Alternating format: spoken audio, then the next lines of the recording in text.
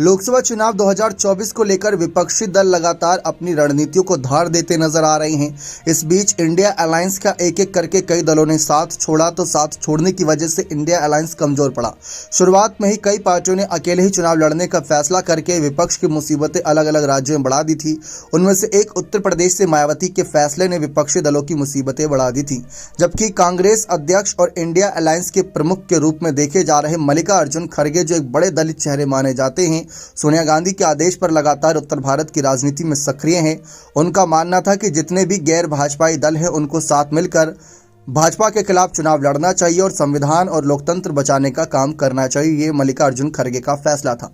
अपने इस रणनीति का हिस्सा उन्होंने मायावती को भी बनाया था, लेकिन मायावती ने उनको ही सलाह दे दी थी कि कांग्रेस आपका इस्तेमाल कर रही है, क्योंकि कांग्रेस जब जब पार्टी उनका ग्राफ गिरता है तब तब वे दलित पिछड़ों का ही सहारा लेती हैं। इसके अलावा उन्हें कोई चेहरा नजर नहीं आता, और जब पार्टी जीत रही होती है तो वे अन्य बड़े अगाड़ी नेताओं पर विश्वास जताती है। ऐसा क्यों?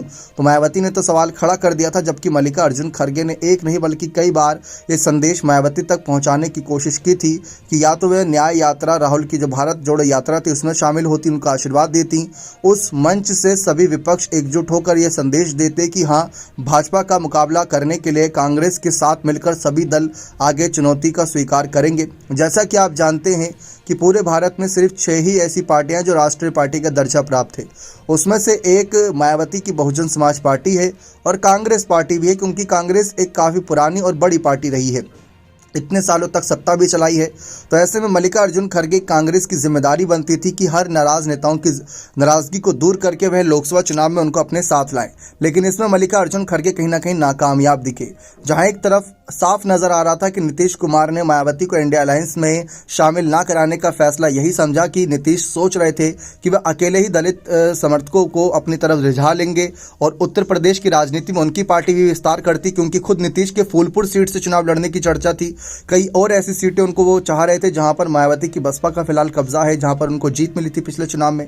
तो नीतीश अपनी ही राजनीतिक रोटियां सेक रहे थे, लेकिन मल्लिकार्जुन खड़गे ने खुले तौर पर यहां पर अपनी बात नहीं रखी, जबकि समय समय पर उन्होंने ये संदेश दिया सभी विपक्षी दलों को।